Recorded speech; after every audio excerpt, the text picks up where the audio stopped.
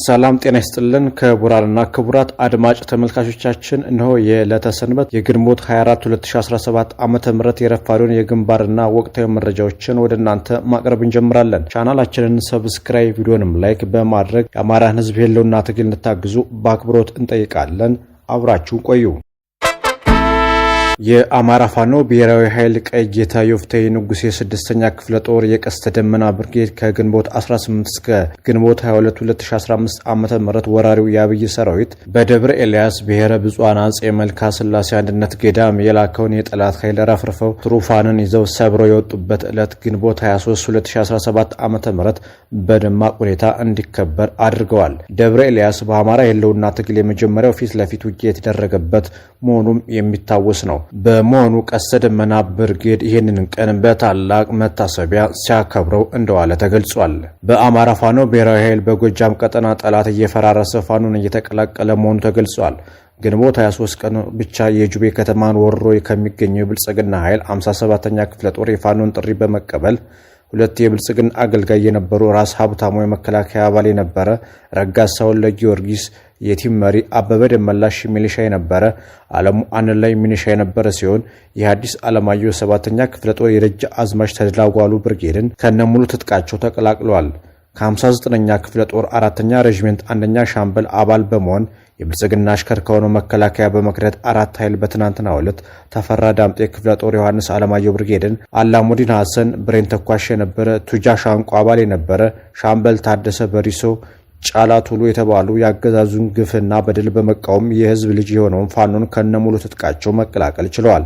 ሌላው ደግሞ በተመሳሳይ ትናንት ሻለቃ ደምሴ ጫኔ 8ኛ በላይ ዘለቀ ክፍለ ጦር ሽፈራው ገርባው ብርጌድን ተቀላቅሏል ተብሏል። በአጠቃላይ በትናንትናው ዕለት 9 የጠላት ኃይል ያገዛዙን ጸረ ህዝብነት አገዛዝ በመክዳት የአማራ ፋኖ ብሔራዊ ኃይል በጎጃም ቀጠናን በይፋ ተቀላቅሏል። የአማራ ልጅ የሆናቸውና በየትኛውም ዘርፍ ያላቸው ወገኖቻችን በጊዜ ትግሉን እንድትቀላቀሉ እንገልጻለን በማለት የአፋባ ጎጃም ቀጠና ቃል አቀባይ ገልጿል። የሚያሳዝነው ግን ደግሞ አገዛዙ ንጹሃንን ወይም ያልታጠቁትን በግፍ እየጨፈጨፈ ነው። በመተከል አውራጃ ዳንጉር ወረዳ ልዩ ስሙ ቡልቆታ ከተባለ ቦታ ላይ 20 አማራዎች በግፍ ተገድለዋል። በቀን 21/09/2017 ዓ.ም የአማራ ተወላጅ ንጹሃን አማራዎች አማራ ጠል የሆኑ ያገዛዙ መንግስት ባሰማራቸው ኃይሎች በግፍ ተገድለዋል። የጉሙዝ ማህበረሰብ አንድነትን የሚወድ ከአማራው ጋር አብሮ የኖረ ህዝብ መሆኑ ይታወቃል። ይሁን እንጂ ኢትዮጵያ እንድትጠፋ ሌት ተቀን እየሰራ ያለው መንግስት አሸባሪ የብሔርተኝነት አጀንዳ በመቅረጽ ጽንፈኛ ቡድኖችን በማገዝ አማራ እንዲጨፈጭፉ በማድረግ የብሔርተኝነት ግጭት በመቀስቀስ ከጀመረ ዓመታት እንደተቆጠረ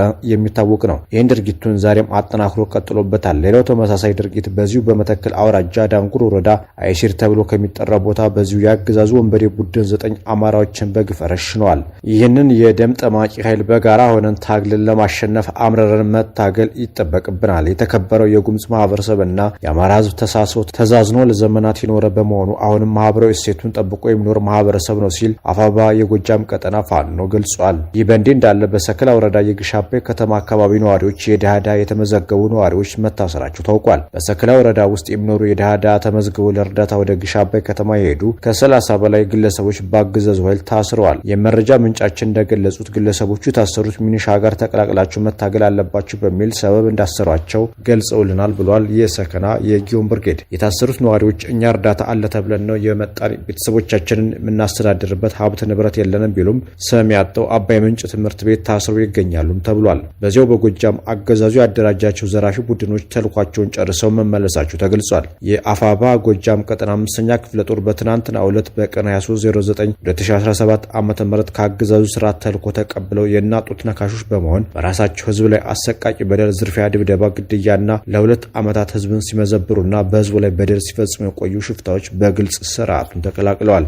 ወጣት ጎሹ ደሳለው ወንበርማ ወረዳ ጎመር ቀበሌ ነዋሪ ሲሆን የአማራ ህዝብ ትግል እንደጀመረ እኔ መታገላለሁ ብሎ ነፍጥ አንግቦ መስሎ ለ4 ወር አብሮ ከትክክለኛው አደረጃጀት ጋር በመሆን መረጃ ለጠላት እየሰጠ ቡድን ውስጥ መበጣበጥን እየፈጸመ ሰላም እንዳይኖር ሲያደርግ የቆየ ዘራፊ ግለሰብ ንስሮቹ የወንበርማ ብርጌድ አመራሮች በደህንነት ክትትላቸውን ካደረጉ በኋላ እርምጃ ሊወስዱበት ሲሆን ቀድሞ ግንቦት 23 2016 ዓ.ም ኮሶበር በመሄድ የብልጽግና መረጃና ደህንነት ከሰለጠነ በኋላ መስከረም 2 2017 ዓ.ም ተመልሶ ወደ ጎመር ዶንድ ቀበሌ የተሰጠውን ተልዕኮ ለመፈጸም 17 አባላት ያሉትን የዝርፊያ፣ ድብደባ፣ ግድያ፣ ህዝብን ሰላም መንሳት እንዲሁም ሌሎች ስርዓቱ የሰጠውን ዋነኛ ህዝብን ከፋኖ ለመለየት የህዝብ ንብረትን መመዝበር ተግባሩ ነበር። ይህን ተግባር የተረዳው የብርጌዱ አመራር ለ6 ወር ሲያድነው ሲፈልጋቸው ጫካ ለጫካ እየተሹለከለከ ከቆየ በኋላ ግንቦት 22 2017 ዓ.ም ስርዓቱ ወደ መሸገበት ሽንዲ ከተማ አቀባበል ተደርጎለት ገብቷል። ሌላው ጊዜ ሞሴ የተባለ ወጣት ዲሽቃ ተኳሽ ሲሆን ፋኖ ነኝ በማለት ሰርጎ ገብቶ መረጃ ለብልጽግናው ስራ ሲሰጥ ከቆየ በኋላ ነበልባሎች የፋኖ አመራሮች አንዴ ከጠላት ጋር የስልክ ልውውጥ ሲያደርግ ተገኝቶ የመጀመሪያ ስህተት ነው በሚል መሳሪያ አውርዶ የቁም እስረኛ እንዲሆን እርምጃ ተወስዶ እርምት ከተደረገ በኋላ ከጥፋቴ ተመልሼ እታገላለሁ ስላለ ወደ ትግሉ ተመልሶ መቆየቱን የወንበርማ ብርጌድ ህዝብ ግንኙነት መምሪያ ኃላፊ ፋኖ ኢንጂነር ካሳሁን አማን ገልጿል። በመቀጠልም የብርጌዱ መረጃና ደህንነት ጥርጣሬ ስለነበረው ተከታትሎ ተጨባጭ ማስረጃ እንደተያዘበት የውስጥ የመረጃ ክትትል አማካኝነት በ22/09/2017 ዓ.ም ተልኮን ጨርሶ ወደ ብልጽግና ተቀላቅሏል ሲልም አክሎ ገልጿል። ሶስተኛው አይን አዲስ ገዛ የተባለ ሌላኛው ወጣት በተመሳሳይ ታጋይ መስሎ ነፍጥ አንግቦ የህዝብን ሀብት ሲዘርፍ፣ ሲሰርቅ፣ ሲያገት፣ ሲደበድብ እንዲሁም በትክክል ህዝብና ፋኖን ለመለያየት ስርዓቱ ሲጠቀምበት የቆየ ዋነኛ ግለሰብና ከባድ ወንጀሎች ያሉበት ሲሆን የ1.5 ሚሊዮን ዕቁብ የህዝብን ንብረት የበላ መሳሪያ የሸጠ ከ400 ሺህ ብር በላይ የዘረፈና አሰልጣኝ ነኝ ብሎ 38 ሺህ ብር ከወጣቶች የዘረፈው መሆኑን የወንበርማ የህዝብ ግንኙነት መምሪያ ኃላፊ ፋኖ ገልጿል። በአጠቃላይ አፋባ ከተመሰረተ በኋላ የስርዓቱ ተልዕኮ ፈጻሚዎች ወደ ምሽጋቸው እየተመለሱና እውነተኛው ትግል እየለየለትና ፍሬ እያፈራም ይገኛል። ብርጌዱም ከሰርጎ ገቡ ውጭ ያሉት ሁለት ወጣቶች ላይ ማለትም ጎሹና አይን አዲስ ላይ ወታደራዊ እርምጃ ለመውሰድ ከ6 ወር በላይ ጫካ ተደብቀው ሲታደኑ ቆይተዋል። ነገር ግን በዚህ ሳምንት ጠንከር ያለ የመጨረሻ ወታደራዊ እርምጃ ለመውሰድ ብርጌዱ ካሉበት ጫካ ሲገባ ሾልከው ሽንዲ በመሸገው የአብይ ወንበር አስጠባቂ ኃይል ጋር ስለመቀላቀላቸው የውስጥ ምንጮቻችን ገልጸዋል በማለት 10 አለቃ ዘመኑ አማረ የ5ኛ ክፍለ ጦር ህዝብ ግንኙነት መምሪያ ኃላፊ መረጃውን አጋርቶናል።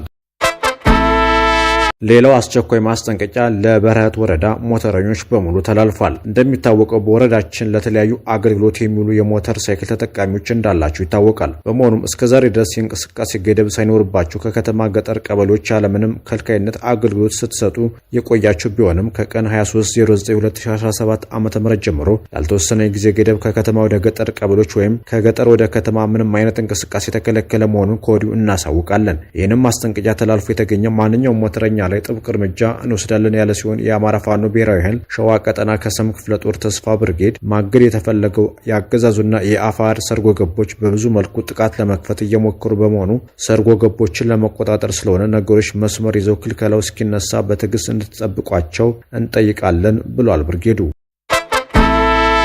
ቅድሚያ ለሰብአዊ መብቶች ፌዴራል መንግስቱ ከሀገሪቱና ዓለም አቀፍ ሕጎች በተቃረነ መልኩ የግጭት ተፈናቃዮችን ወደ ቀያቸው መመለስ አልቻለም የሚል ክስ በፍርድ ቤት ሊመሰርት መሆኑን ሪፖርተር ዘግቧል። የድርጅቱ ዋና ዳይሬክተር ተስፋለም በሬ መንግስት ተፈናቃዮችን ለመመለስ ፖለቲካዊ ፈቃደኝነት የለውም ማለታቸውን ዘገባው ጠቅሷል።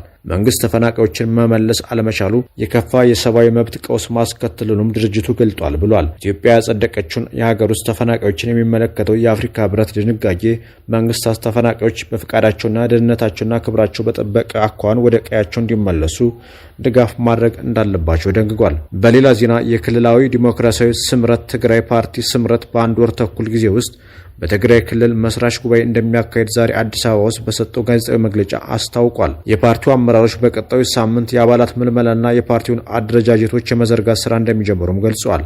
ጋዜጣዊ መግለጫውን የሰጡት የቀድሞ የትግራይ ጊዜያዊ አስተዳደር ኮሚኒኬሽን ቢሮ ኃላፊና የፓርቲው ሚዲያና ኮሚኒኬሽን አስተባባሪ ረዳይ ሀለፎም ናቸው። የአባላት ምልመላው በለውጥ ፈላጊ የህወሓት አባላት ላይ ትኩረት ያደርጋል ተብሏል። ረዳይ በሰሜን ጦርነት ወቅት በኃይል የተያዙ አካባቢዎች የትግራይ ግዛቶች እንጂ አወዛጋቢ አካባቢዎች አይደሉም በማለት በመግለጫው ላይ ተናግረዋል። ይህ በእንዲህ እንዳለ በምርጫ ቦርድ ህጋዊነቱን የተነጠቀው ህወሓት ፌዴራል መንግስቱ በትግራይ ክልል ላይ በድጋሚ የትራንስፖርትና የጉዞ እገዳዎችን ጥሏል በማለት ከሷል። ፌዴራል መንግስቱ ነዳጅና ሌሎች አስፈላጊ ሸቀጦች የጫኑ ተሽከርካሪዎች ወደ ትግራይ እንዳይገቡና ጎብኚዎች ወደ ክልሉ እንዳይጓዙ አግዷል ያለው ህወሓት እገዳው በክልሉ በሰፈነው አንጻራዊ ሰላም ላይ አደጋ የሚደቅንና የፕሪቶሪያውን የግጭት ማቆም ስምምነት የሚጥስ ነው በማለት አስጠንቅቋል። ፌዴራል መንግስቱ እገዳውን እንዲያነሳና ለግጭት ማቆም ስምምነቱ ተገዥነቱን እንዲያረጋግጥም ህወሓት በዚሁ መልእክት ጠይቋል።